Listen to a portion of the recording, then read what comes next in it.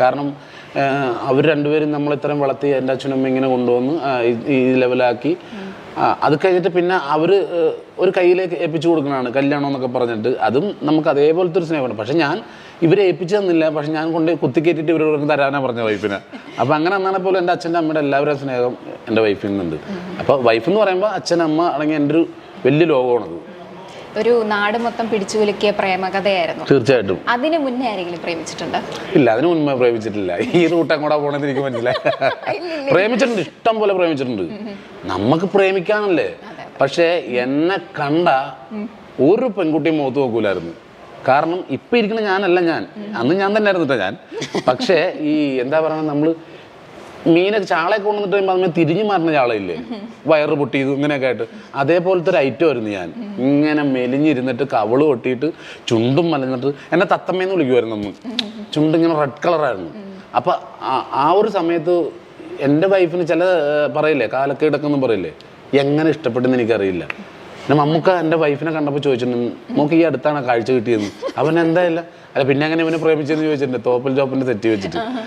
അപ്പം ഞാനും ആലോചിച്ചിട്ടുണ്ട്. അതുകൊണ്ട് ഞങ്ങളുടെ പ്രേമം 3 മാസമായിരുന്നു. 3 മാസത്തിൽ എത്ര ശനി ഞായറുണ്ട് അന്നാണ് ഞങ്ങൾ കാണുന്നതും.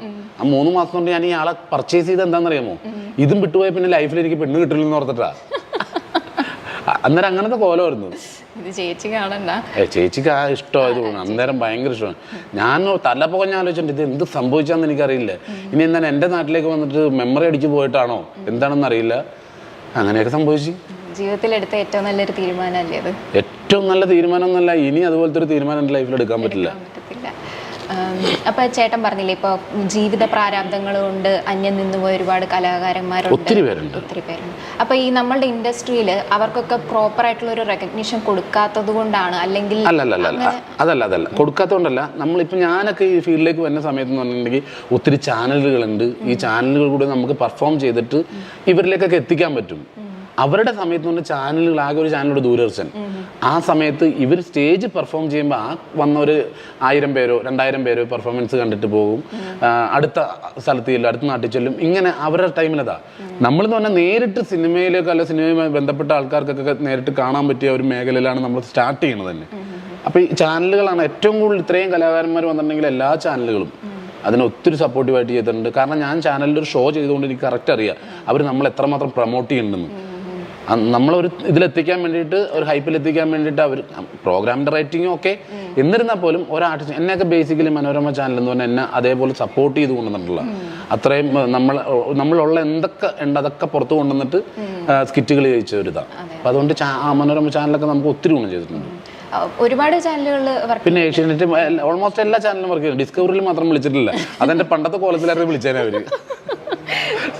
ചേട്ടന് പിന്നീട് കാലങ്ങളിൽ ചേട്ടന്റെ പേരിൽ തന്നെ ഒരു ഷോ വന്നായിരുന്നു അല്ലേ, പാഷാണ? അതെ.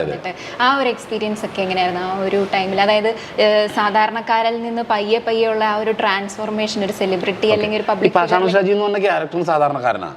കാരണം ഒരു നാട്ടിൻപുറത്ത് കവലയിൽ വന്നിരിക്കും, ഒരു പണിക്കും പോകില്ല, അവിടെ വന്നിരുന്ന് ആൾക്കാരെ പറ്റിക്കുക, തമ്മിൽ തെല്ലിക്കുക, അങ്ങനത്തെ ഒരു ക്യാരക്ടറാണത്. അത് ഏറ്റവും കൂടുതൽ സാധാരണക്കാർ തന്നെയാണ് ഏറ്റെടുത്തേക്കണം. കാരണം ഈ പാഷാണ ഷാജി എന്ന് പറഞ്ഞൊരു ക്യാരക്ടർ എല്ലാ നാട്ടിലും ഉണ്ടാവും. എന്തെങ്കിലും ഒരു സാമ്യമുള്ള ഒരാളാ നാട്ടിലുണ്ടാവും. അപ്പം അതുകൊണ്ട് എല്ലാവരും അത് ഏറ്റെടുത്തതാണ്. അപ്പം ആ ഒരു ക്യാരക്ടർ കൊണ്ട് നമ്മളിങ്ങോട്ട് വന്നതുകൊണ്ട് തന്നെയാണെങ്കിലും ആ ഒരു പേരിൽ അറിയപ്പെട്ടായാലും എന്തായാലും നമ്മളെ സാധാരണക്കാരൻ തന്നെ. ക്യാരക്ടറിലാണെങ്കിലും ക്യാരക്ടറിൽ നിന്ന് ഇറങ്ങി ഞാനായാലും ഒക്കെ ആ ഒരു സാധാരണക്കാരൻ തന്നെ എപ്പോഴും. നമുക്ക് ആ ഒരു ലൈഫാണ് എപ്പോഴും ഇഷ്ടം. എന്നാൽ ആ ഒരു ട്രാൻസ്ഫോർമേഷൻ വന്ന് നമ്മൾ റിയലൈസ് ചെയ്യുന്നൊരു നിമിഷം ഉണ്ടല്ലോ, ഞാൻ എൻ്റെ ഹാർഡ് വർക്കിന് എല്ലാത്തിനും ഒരു സക്സസ് വന്നു തുടങ്ങി എന്ന ആ ഒരു മൊമെൻറ്റ് ഇപ്പോഴും ഓർമ്മയുണ്ട്. അതായത് എന്തെങ്കിലും ഒരു മൊമെൻറ്റ്, അതായത് റിയലൈസ് ചെയ്തത് ഒരു നിമിഷം ഉണ്ടാവുമല്ലോ. അതായത് ഞാൻ എൻ്റെ ഹാർഡ് വർക്കിനൊക്കെ ഒരു ഫലം കിട്ടി തുടങ്ങി. അത് ഞാൻ ഈ റിയാലിറ്റി ഷോയിൽ പങ്കെടുത്ത് കഴിയുമ്പോഴത്തേക്ക്, ഇത് പങ്കെടുക്കാൻ പോണ സമയത്ത് എനിക്ക് ഇതിൽ 50 ലക്ഷം രൂപേൻ്റെ പ്രൈസ് മണി, 5 പേരാണ് മത്സരിക്കുന്നത്. അപ്പോൾ ഒരാൾക്ക് 10 ലക്ഷം രൂപ. അന്ന് ഞാൻ അത്രത്തോളം പൈസ കടം മറിച്ച് വെച്ചിരിക്കുന്ന ആളാവും ഈ 500 രൂപ പേയ്മെൻറ്റ് മിമിക്രി കളിക്കുമ്പോഴും. അപ്പം അങ്ങനെ അത് എൻ്റെ ഏറ്റവും വലിയ ആഗ്രഹമായിരുന്നു. ഇത് പ്രൈസ് വിൻ ചെയ്യണം, അത് കിട്ടിയ നമ്മുടെ എല്ലാ പ്രശ്നങ്ങളും തീർന്ന് നമ്മൾ സമാധാനത്തോടെ ലൈഫ് മുമ്പോട്ട് പോകുന്നുള്ള രീതിയിലായിരുന്നു. അപ്പം അങ്ങനെ അതിൻ്റെ ഗ്രാൻഡ് ഫിനാലെ നടന്നിട്ട് ഈ സമ്മാനം മേടിക്കുന്ന ഒരു മൂവ്മെൻ്റ് ഉണ്ടായിരുന്നു. അതെൻ്റെ ലൈഫിൽ മറക്കാൻ പറ്റില്ല. കാരണം എനിക്കൊരു വാക്കുപോലും മിണ്ടാൻ പറ്റിയില്ല. മൈക്ക് വെച്ചിട്ട് എനിക്ക് സംസാരിക്കാൻ പറ്റാണെന്നില്ല. കാരണം നമുക്ക് അവർ ഒരു സമ്മാനമല്ല തന്നത്, ഒരു പുതിയ ജീവിതം തന്നത്. അപ്പം അതുകൊണ്ട് ആ ഒരു ടൈം എൻ്റെ ലൈഫിൽ മറക്കാൻ പറ്റാത്തൊരു സംഭവമാണ്. ഒരിക്കലും അത് മറക്കില്ല. അത് മറന്നിട്ടൊന്നും പ്രവർത്തിക്കുകയില്ല. സ്കൂളിൽ തൊട്ടേ കലാവാസന, അതായത് ഇത് മിമിക്രി, മോണാക്ട് അങ്ങനെയൊക്കെ? തീർച്ചയായിട്ടും അങ്ങനെ. കാരണം എൻ്റെ ചേട്ടൻ മിമിക്രി ആർട്ടിസ്റ്റാണ്. എൻ്റെ ചേട്ടൻ സ്കൂളിലെ കലാപ്രതിഭയെ എല്ലാ വർഷവും അവന് 5th തൊട്ട് 10th വരെ അവിടുത്തെ കലാപ്രതിഭ എല്ലാ ടീച്ചേഴ്സിനും ഭയങ്കര ഇഷ്ടമാണ്. അപ്പം ചേട്ടൻ ചെയ്യണത് ഈ വർഷം ചെയ്യണത് ഞാൻ അടുത്ത വർഷം ചെയ്യും. അങ്ങനെ കണ്ട് പഠിച്ച് വന്നത്. നാടകം കളിക്കണമെങ്കിലും എന്താണെങ്കിലും എൻ്റെ ഒരു ഗുരു എന്ന് പറഞ്ഞാൽ ചേട്ടൻ തന്നെ. അത് ഈ ഒളിച്ചെന്ന് പഠിക്കും എന്ന് പറയില്ലേ, നേരിട്ട് പറഞ്ഞു തന്നിട്ടില്ല ഇതുവരെ. നീ അങ്ങനെ ചെയ്യണമെന്ന് പറഞ്ഞു തന്നില്ല. ഞങ്ങൾ കീരിയും പാമ്പ് വരുന്നു കണ്ടു കഴിഞ്ഞാൽ. അങ്ങനെ നേരിട്ടൊന്നും പറഞ്ഞു തരില്ല. പുള്ളി ചെയ്യണത് ഞാൻ കണ്ടുപിടിക്കും, എന്നിട്ട് ഞാനത് ചെയ്യും.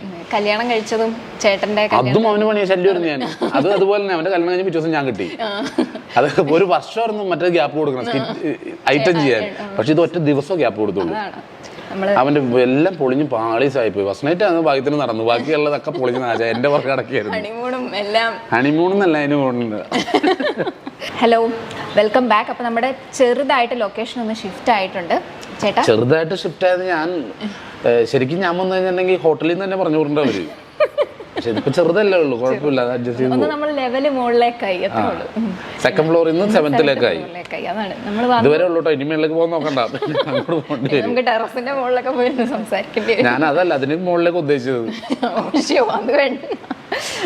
ശരി. 2014 തൊട്ട് ഇപ്പോൾ വരെ സിനിമയിൽ സജീവം. ആ നേരത്ത് തന്നെ മമ്മൂക്കയുടെ കൂടെ ഒന്നിലധികം സിനിമകളിൽ ഏറ്റവും കൂടുതൽ മമ്മൂക്കയുടെ പടത്തിലാണ് അഭിനയിച്ചേക്കുന്നത്. അപ്പൊ എങ്ങനെയായിരുന്നു അത്രയും വലിയൊരു സൂപ്പർ സ്റ്റാറിന്റെ കൂടെ സ്ക്രീൻ? ശരിക്കും അനുഭവം മമ്മൂക്കായിരിക്കും, എനിക്കല്ല. അല്ല, എനിക്ക് ആദ്യം പേടിയായിരുന്നു. കാരണം ഞാനൊരു ഷൂട്ടിംഗ് ലൊക്കേഷനിൽ പോയിട്ടില്ല, ഒരു ഷൂട്ടിംഗ് കാണാൻ പോയിട്ടില്ല. ഇത് ഞാൻ ഗമ പറയണമൊന്നുമല്ല. കാരണം അന്നത്തെ സമയത്ത് അതിന് പോയി സിനിമ ചാൻസ് വെച്ച് നടക്കാൻ നേരെയില്ല. വീട്ടിൽ ഞാൻ 24ാമത്തെ ദിവസം കല്യാണം കഴിച്ചതാണ്. അപ്പോൾ വൈഫ് ഒറ്റക്ക് താമസിക്കണം. അപ്പോൾ അതിൻ്റെയൊക്കെ പ്രശ്നങ്ങൾ കൊണ്ട് ഒരിക്കലും ഇതിൻ്റെ പുറകെ അന്വേഷിച്ച് നടക്കാൻ പറ്റില്ല. ആദ്യം മമ്മൂക്കയുടെ സിനിമയിൽ ചെന്ന് കഴിഞ്ഞപ്പോഴത്തേക്ക് പത്തേമാരിയില്ല.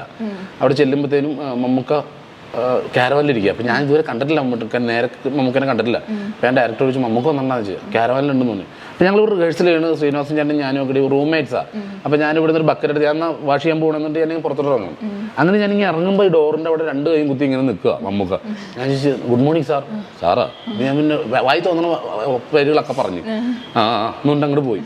അപ്പോൾ ഇത് കഴിഞ്ഞിട്ട് ഷോട്ട് വെച്ചപ്പോഴത്തേക്ക് എൻ്റെ ഡയലോഗ് ഇത്രയും വലിയൊരു പേപ്പറാണ്, ഇത്ര ഒറ്റ ഷീറ്റ് ഫുള്ള് പേപ്പറാണ് ഫസ്റ്റ് ഷോട്ട്. അപ്പോൾ ഡയറക്ടർ പറഞ്ഞു ഇത് നമുക്ക് ഇത് പറഞ്ഞു കഴിയുമ്പോഴത്തേക്ക് പാഷാണ ഷാജി ഇത് പറയുമെന്ന് പറഞ്ഞു. അത് ഫുള്ളിങ്ങനെ നോക്കിയിട്ട് പറഞ്ഞാൽ മതി, അത്ര ഒരു മാർഗം. അപ്പോൾ ഉള്ള ഗ്യാസ് മുഴുവൻ പോയി. അത് കഴിഞ്ഞിട്ട് പക്ഷെ ഒറ്റ ടേക്കിന് ഞാൻ ഓക്കെ പറഞ്ഞില്ല.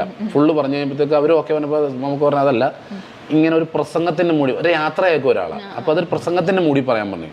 രണ്ടാമത്തെ ടേക്ക് അതുപോലെ പ്രസംഗത്തിൻ്റെ മൂടി പറഞ്ഞപ്പോഴത്തേക്ക് ഓക്കെ, രണ്ടാമത്തെ ടേക്കിൽ ഓക്കെ ആയി, ഹാപ്പിയായി. അത് കഴിഞ്ഞിട്ട് പിന്നെ സിദ്ദിഖ് സാറിൻ്റെ പടം ഭാസ്കർ റാസ്കലിൻ്റെ ലൊക്കേഷൻ നിൽക്കുമ്പോഴത്തേക്കാണ് പിന്നെ മമ്മൂക്കനെ കാണുന്നത്. അപ്പോൾ എല്ലാവരും പൂജയാണെന്ന് തരാം. അപ്പോൾ എല്ലാവരും പരിചയപ്പെടുത്തി, സിദ്ദിഖ് സാറിനെ എല്ലാവരും പരിചയപ്പെടുത്തി. ഞാനും കൊല്ലം സുധികളും മാറി നിൽക്കുക. ഞങ്ങളിതിൽ ഏറ്റവും ചെറിയ ആൾക്കാർ ഞങ്ങളെ. അപ്പം സിദ്ദിഖ് സാറും ഇത് സാജു നവോദയ, ഇത് കൊല്ലം സുധി. അപ്പോൾ എനിക്ക് പുള്ളിനെ അറിയാം, ഞാൻ പുള്ളിയുടെ കൂടെ അഭിനയിച്ചിട്ടുണ്ട്. പക്ഷെ പുള്ളിക്ക് ഓർമ്മയില്ലെന്ന് തോന്നണേന്ന്. അത്രയ്ക്ക് എല്ലാവരും അറിയാം, മിമിക്രി ആർട്ടിസ്റ്റുകൾ എല്ലാവരും അറിയാം. ഏതൊരു നല്ല കലാകാരനാണോ സിനിമയിലേക്ക് കൊണ്ടുവരാനായിട്ട് ഏത് ഡയറക്ടറിനോടും പറയാനുള്ള ഒരു മനസ്സ് കാണിക്കുന്ന മമ്മൂക്ക. പിന്നെ ഭാസ്കർ റാസ്കലില് ഭയങ്കര ഒരു കോമഡി നല്ലൊരു റോളായിരുന്നു. പിന്നെ നയൻതാര ഉണ്ടായിരുന്നു. അപ്പൊ ആ ഒരു എക്സ്പീരിയൻസ് എങ്ങനെയായിരുന്നു? അല്ല, നയൻതാര ഉണ്ടായിരുന്നു. ഞാൻ എന്നെ സംബന്ധിച്ച് നമ്മൾ എപ്പോഴും മമ്മൂക്കയുടെ കൂടെ നിൽക്കുമ്പോൾ നമുക്കൊരു പേടിയാണ്. അപ്പം ഞാനെന്ത് ചിന്തിക്കണം, എൻ്റെ കൂടെ നിൽക്കണം മമ്മൂക്കയല്ല രാജേഷ് പറവൂര എന്നുള്ള രീതിയിൽ ഞാൻ അഭിനയിക്കണത്. അങ്ങനെ പറ്റുള്ളൂ.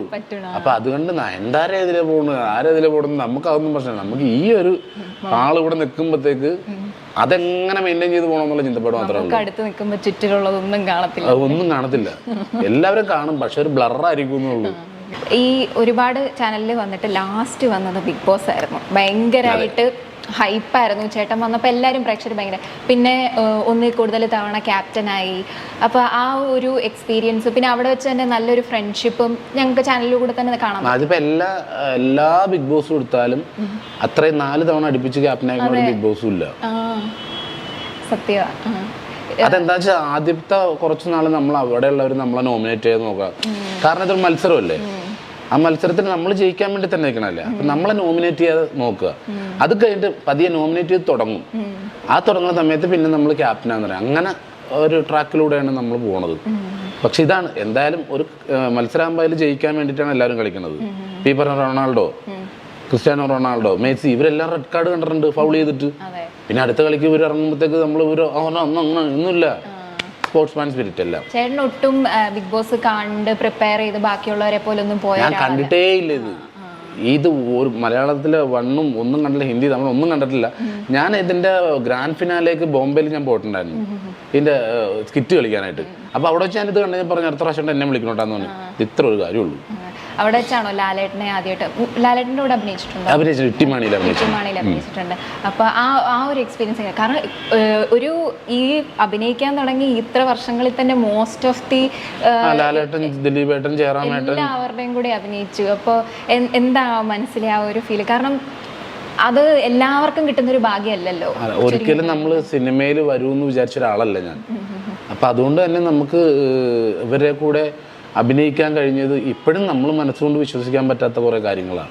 നമ്മുടെ ലൈഫിൽ ഇത് നടന്നോ, ഇതൊക്കെ സംഭവിച്ചോ എന്നുള്ളത് ഇപ്പോഴും നമുക്ക് പൂർണ്ണമായിട്ട് വിശ്വസിക്കാനോ ഉൾക്കൊള്ളാനോ പറ്റാത്ത കാര്യങ്ങളത്. ചെറുപ്പം തൊട്ടേ ലാലേട്ടൻ ഫാനായിരുന്നോ മമ്മൂക്ക ഫാനായിരുന്നോ? ഞാൻ കൊച്ചു പ്രേമചന്ദ്രൻ്റെ വരെ ഫാനാണ്. ഡിപ്ലോമാറ്റിക് ആയിട്ട് ആൻസർ പറഞ്ഞ് എനിക്കറിയാമല്ല.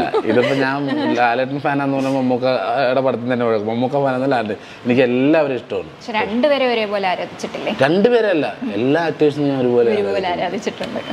അപ്പൊ ഫോണിലെ സോഷ്യൽ മീഡിയകളെക്കാൾ കൂടുതൽ ഗെയിംസ് ആണെന്നൊക്കെ. സോഷ്യൽ മീഡിയയിൽ ഞാൻ ഇപ്പോഴും ആക്റ്റീവ് അല്ല. കാരണം ഞാനിപ്പോ ഒരു വർഷമോ 2 വർഷമായിട്ടായിട്ടുള്ള ഇതിനകത്ത് ഇൻസ്റ്റാഗ്രാം എടുത്തിട്ട്. പക്ഷെ അതിൽ ഞാനൊന്നും പോസ്റ്റ് ചെയ്യാറില്ല. ഫേസ്ബുക്ക് ആണെങ്കിൽ എൻ്റെ പയ്യനെ എടുത്തതെന്ന്. ഇതിൽ എവിടെ പോസ്റ്റ് ചെയ്യണം, എന്തെഴുതണം ഒന്നും പോലും അറിയില്ല. അപ്പൊ പയ്യൻ പറഞ്ഞുതരാം, അല്ലെങ്കിൽ വീട്ടിൽ മോളോട് ചോദിക്കും, മോള് പറഞ്ഞു എന്തെങ്കിലുമൊക്കെ അത്യാവശ്യം ഉണ്ടെങ്കിൽ. അല്ലാതെ ഒന്നും ചെയ്യില്ല. ഞാൻ ഈ ഫോൺ ഉപയോഗിക്കണ തന്നെ ഗെയിം കളിക്കാനായിട്ടാണ് ഏറ്റവും കൂടുതൽ. ഗെയിമാണ് വീട്ടിൽ 24 മണിക്കൂറും ഗെയിം കളിച്ചോണ്ടിരിക്കുള്ളൂ. പബ്ജി ഒന്നുമില്ല, അത് ബുദ്ധിയുള്ള പിള്ളേർ കളിക്കണല്ലേ. ഇത് അങ്ങനെയല്ല. ഇത് ഇപ്പൊ നമ്മൾ പറയില്ലേ മറ്റേ ആംഗ്രി ബേർഡ്, അതുപോലെ തന്നെ പിന്നെ കട്ടയൊക്കെ സെറ്റ് ചെയ്യല്, കാൻഡി ക്രഷ്, അങ്ങനെ പറയാം. അത് ഞാൻ പറഞ്ഞു വരുമ്പോൾ തെറ്റിപ്പോ, അതുകൊണ്ടാണ് ഇങ്ങനെ പറഞ്ഞത്. അപ്പൊ ഇതുപോലുള്ള ഐറ്റം. അപ്പൊ ഞാൻ ബാത്റൂം പോകുമ്പോഴും ഇങ്ങനെ ഗെയിം കളിയാം. വൈഫിന് അറിയാം, ഒരു 20 മിനിറ്റ് കഴിയാതെ തന്നെ ഇറങ്ങൂല. കളി തോറ്റ പിന്നെ ഇരിക്കും, വാശിക്കിരുന്ന് കളിക്കും. കാര്യമൊക്കെ കഴിഞ്ഞിട്ടുണ്ടാവും, എന്നാലും കളിയിൽ മാത്രം ശ്രദ്ധ. അപ്പൊ നേരത്തെ താമസിക്കുന്ന അടുത്തടുത്ത് വീടാ. അപ്പൊ ഇതിങ്ങനെ ഈ ആംഗ്രി ബേർഡ്സിന്റെ അവിടെ എന്നൊക്കെ പറഞ്ഞിട്ട് ഇത് വന്ന് ഇടിക്കും, തകർന്ന്. ഞാൻ ഇത് കളിച്ച അപ്പുറത്തെ വീട്ടിൽ ആൻറ്റി ഇപ്പുറം വന്നിട്ട് വൈഫ് നിങ്ങളുടെ ബാത്റൂമിൽ എന്തോ ഒച്ച കേൾക്കണ്ടെന്ന് പറഞ്ഞു. അപ്പൊ അന്നോട്ട് സൈലന്റ് ആക്കിയിട്ടാ കളി. പക്ഷെ അതൊരു മൂഡ് കിട്ടില്ല നമുക്ക്. അത് ഫുൾ ടൈം ഗെയിം തന്നെയാണ്. അത് കഴിഞ്ഞാൽ പിന്നെ സോംബി പടങ്ങൾ. ഈ സോംബി പടം എന്ന് പറഞ്ഞാൽ രാത്രി ഭക്ഷണം കഴിച്ചിട്ട് നേരെ കിടക്കുമ്പോഴത്തേക്ക് സോംബി മൂവി അടിക്കും. അതിൽ നല്ല പടം ഇങ്ങനെ കണ്ടുകൊണ്ട് കിടക്കുമ്പോൾ വൈഫിവിടെ കിടക്കുമ്പോഴെങ്കിലും ഒരു നല്ലത് കണ്ടിട്ട് കിടക്കുന്നു പറയും. അപ്പൊ ഇത് പറഞ്ഞാൽ ഞാൻ ശരി ശരി എന്ന് പറഞ്ഞിട്ട് കഴിയുമ്പോൾ സൗണ്ട് കുറക്ക്, പിന്നെ തിരിഞ്ഞു കിടക്കും. അദ്ദേഹം അങ്ങോട്ടോ ഞാൻ ഇങ്ങോട്ടും പോകും. അത് കഴിഞ്ഞിട്ട് എല്ലാം ഓഫ് ചെയ്തിട്ട് ഞാൻ പോയി കിടന്നിട്ട് രാവിലെ അദ്ദേഹം കണ്ണുറക്കുമ്പോൾ ഇതിന്റെ ബാലൻസ് കണ്ടുകൊണ്ടിരിക്കുകയായിരിക്കും. എന്റെ ദൈവമേ, ഓരോ ദിവസം ഇങ്ങനെ കണ്ടിട്ട് എഴുന്നേക്കുള്ളൂ. ഇപ്പൊ അത് കാരണം ഭക്തിഗാനമാക്കി കുറച്ച് സമയത്തേക്ക്. അവിടെ കാരണം ഒന്ന് തിരിയണുണ്ടെങ്കിൽ അപ്പൊ തന്നെ മാറ്റി ഭക്തിഗാനം ഇടും. എന്നിട്ട് കാണുന്ന സ്വപ്നങ്ങളിൽ വല്ല മാറ്റം വന്നു? സ്വപ്നം ഡെയിലി. ഇപ്പൊ കഴിഞ്ഞ ആഴ്ച ഞാൻ വൈഫ് ഞാൻ ചേന്ന് പറഞ്ഞ് ചാടി പിടിച്ചു. ചോദിച്ചപ്പോ എന്താ പറയേ, അല്ല ഞാൻ താഴ്ത്തു വിടുന്ന പോലെ കണ്ടു. എന്റെ ഇതൊക്കെ കടർന്ന് കിടത്തണമെന്ന് പറയും. അങ്ങനെയാണോ ഭക്തിഗാനത്തിലേക്ക്? പിന്നെ ഭക്തിഗാനാക്കി. ഇപ്പൊ രാവിലെ ഭക്തിഗാനം ഇടും, വൈകുന്നേരം ഭക്തിഗാനം പറ്റില്ല. വൈകുന്നേരം ഇതില്ലെങ്കിൽ പറ്റില്ല, ഊണില്ലെങ്കിലും കുഴപ്പമില്ല, എനിക്ക് സോംബി മൂവി കാണണം. ഷാജു നവോദയ എന്ന് പറഞ്ഞാൽ ചിലപ്പോൾ ആർക്കും അറിയില്ലായിരിക്കും. അല്ലെങ്കിൽ ഷാജി ജോൺ, അല്ലെങ്കിൽ കലാഭവൻ ഷാജോൺ എന്നൊന്നും പറഞ്ഞാൽ ചിലപ്പോൾ അറിയാൻ പറ്റില്ല. എന്നാൽ പാഷാണം ഷാജി എന്ന് പറഞ്ഞാൽ ഈ താരത്തെ നമുക്ക് പെട്ടെന്ന് മനസ്സിലാകും. പാഷാണം ഷാജി ഇന്ന് തന്റെ ജീവിതത്തിലെ കുറെ എക്സ്പീരിയൻസിനെ പറ്റി പറയുകയാണ്. മികച്ച വലിയ താരങ്ങളുടെ കൂടെ അഭിനയിച്ചപ്പോൾ, അതായത് മമ്മൂക്കയുടെ കൂടെയൊക്കെ 2 ചിത്രങ്ങളിൽ അഭിനയിച്ചിട്ടുണ്ട് പാഷാണം ഷാജി. ആ സമയത്ത് മമ്മൂക്കയെ ചെന്ന് പരിചയപ്പെടുന്ന ഒരു സമയത്ത് മമ്മൂക്ക പറഞ്ഞ ചില കാര്യങ്ങളും ബിഗ് ബോസിലുള്ള തങ്ങളുടെ അനുഭവങ്ങളും ഒക്കെ തുറന്നു പറയുകയാണ് പാഷാണം ഷാജി. മിമിക്രിയിലൂടെയാണ് പാഷാണം ഷാജി തന്റെ കരിയർ ആരംഭിച്ചത്. ഇന്ന് ആക്ടറും ഡയറക്ടറും കോമഡിയനും ഒക്കെയാണ്. കുന്നിൽ തങ്കപ്പൻ സാജു എന്ന ആളാണ് ഇപ്പോൾ സാജു നവോദയ എന്ന പേരിൽ അറിയപ്പെടുന്നത്. മലയാളം സിനിമയിലും സീരിയലിലും ഒക്കെ അഭിനയിച്ചിട്ടുള്ള ആളാണ് ഇദ്ദേഹം. കൊമേഡിയനായിട്ട് സ്റ്റേജ് ഷോകളിലൂടെ തുടങ്ങി പിന്നീട് സീരിയലുകളിലും ടെലിവിഷനിലെത്തി പിന്നീട് സിനിമയിലേക്ക് എത്തിയ ആളാണ് പാഷാണം ഷാജി.